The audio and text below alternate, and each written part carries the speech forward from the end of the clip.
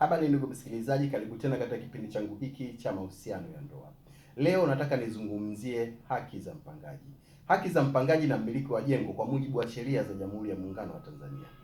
Usipopata haki zako kwenye makazi ya kupanga, maisha huwa yanakosa amani, manyanyaso, kukosesha amani na kumletea mtu fedhea. Kukosa amani kuna athiri ufanisi wako wa kimaisha kwa ujumla. Haki ya mpangaji kupata mkataba ulio wazi na wa kueleweka. Sheria husika, Law of Contract Act namba 345. Mpangaji ana haki ya kupewa mkataba ulioandikwa kwa maneno unaoeleza bei ya pango, muda wa mkataba, masharti ya matumizi ya wajibu wa kila upande kueleweka. Mmiliki hawezi kuweka masharti ya asili au baadaye ambayo hayakubaliwi au hayakukubaliwa hapo awali. Maana yake, mpangaji anaweza kukataa masharti mapya ambayo hayakuandikwa au hayakukubalika awali, na mpangaji akiondolewa au kufukuzwa kwa misingi hiyo, anaweza kulalamika kisheria.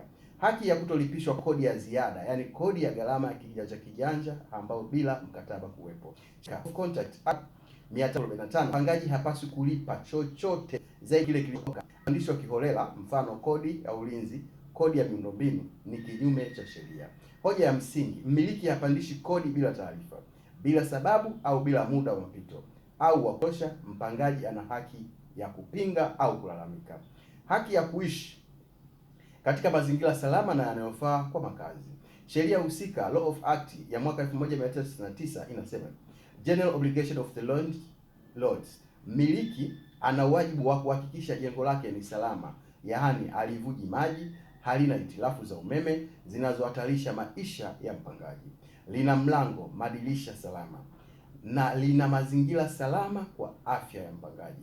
Maana yake, mpangaji akipata madhara kwa sababu ya uzembe wa mmiliki, mfano paa kuanguka, mmiliki anawajibika kisheria. Haki ya kutobugudhiwa bila sababu wakati wa mkataba.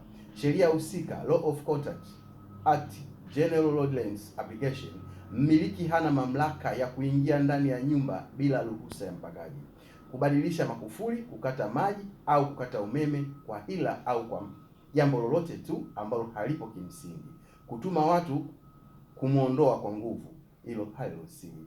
Ni muhimu mmiliki akifanya hivi na ukiukaji wa mkataba, na anaweza kushtakiwa kwa kuvunja amani na kufanya eviction haramu. Haki ya taarifa mapema kabla ya kuongezwa kodi. Sheria husika, Residence Registration Act, kwa maeneo yanayohusika. Kama kodi itapandishwa, mpangaji anatakiwa kupewa taarifa ya maandishi mapema ikieleza sababu na tarehe mpya ya kuanza kutumika. Maana yake, mmiliki hawezi kusema kuanzia mwezi ujao kodi inapanda mara mbili bila notice na bila mashauriano. Haki ya notice sahihi kabla ya kufukuzwa, eviction notice. Sheria husika, Law of Contract Act, Rent Restriction Act, mpangaji hawezi kufukuzwa ghafla, lazima apewe notice ya maandishi ya muda unaokubalika kisheria au mkatabani, kwenye mkataba ilivyoandikwa, na yenye sababu halali, mfano mkataba kuisha, kuto kulipa kodi au matumizi mabaya. Hoja ya msingi, kukosa kulipa mwezi mmoja hakumpi mmiliki ruhusa ya kumtoa mpangaji ndani ya nyumba au nje bila utaratibu.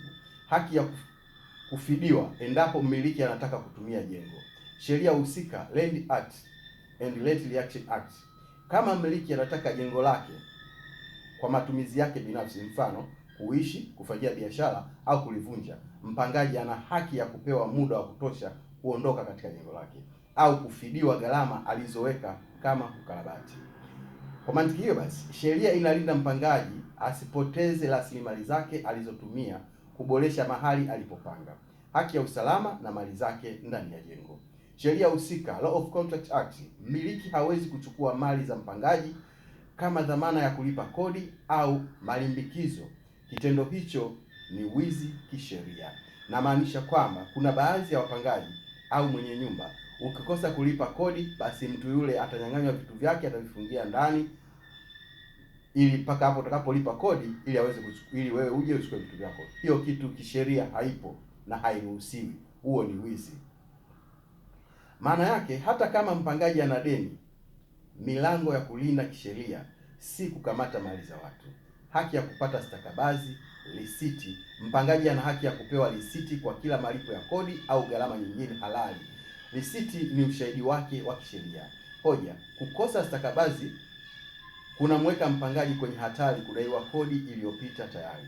Wajibu wa mpangaji kwa upande wake, ili naye afaidike na haki, mpangaji pia ana wajibu wa kulipa kodi kwa mtunza jengo vizuri kama mwenye nyumba, kufuata masharti ya matumizi, kutoa taarifa mapema akitaka kuondoka.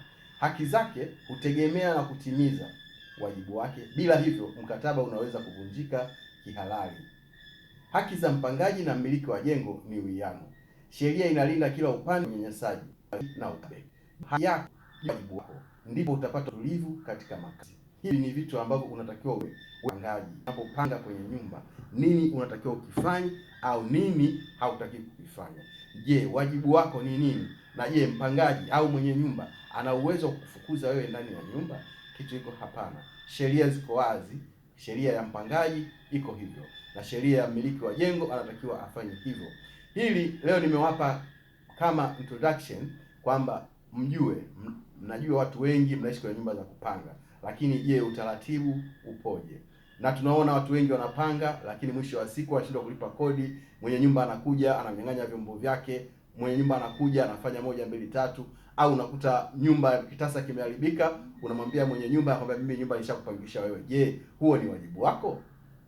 Na kama unafanya ukarabati kwenye nyumba ya kwake, je, hiyo ni halali? Kama sasa hizi unakuta kuna mambo mengi ambayo yanafanyika kinyume na utaratibu wa sheria, kwa sababu kulipa jengo, je, kulipa kodi ya jengo ni kazi ya nani? Kazi ya mpangaji au kazi ya mwenye jengo? Sheria je, inasemaje hapo kwamba kodi ya jengo inalipwa na nani? Wewe umepanga lakini unalipia kodi ya jengo, mwenye nyumba halipii kodi ya jengo. Je, sheria inasemaje? Kwa hiyo hapa lazima ujue kwamba sheria yako inasemaje, na hata kama unapochukua mkataba unaenda kupanga, katika mkataba lazima uulize, mimi unanipanga chumba hiki shilingi 60,000 kwa mwezi. Je, kodi ya jengo nani analipa? Kwa sababu siku hizi ipo automatically kwamba unalipa kwenye umeme. Ukinunua umeme basi inakatwa kodi ya jengo. Je, kodi ya jengo nani watakuwa mlipaji? Lazima kwenye mkataba kuwepo na iko kitu kwamba kodi ya jengo nani mlipaji. Ikiwa wewe ndio mlipaji ndani ya hilo jengo, je, ndani ya miezi 6 utakuwa umelipa kodi ya kiasi gani? Itakuwa ni kodi ile ya 60,000 kwa mwezi au itakuwa zaidi ya 60,000 kwa mwezi? Kwa hiyo lazima tujue sheria zetu, tujue mipaka yetu, tunavyopanga tufikie yaani nini kinahitajika kifanyike. Je, hapa mimi nitakuwa nimeonewa? Na je, kama nimeonewa nifanye nini ili kuepukana na hili swala? Basi kwa haya machache naomba niishie hapo, ila naomba usisahau kusubscribe hapo chini ili uendelee kupata darasa langu kila siku. Leo nilikuwa tu nataka niwaambie sheria ya mpangaji, na hiyo ndio jambo kubwa leo limekuja kwako wewe mwanandoa, hasa nyie wanandoa na watu wengine wote wapangaji, muelewe kwamba hii ndiyo sheria ya mpangaji. Asante, usisahau kusubscribe hapo chini ili upate darasa linalofuata. Asante, karibu sana.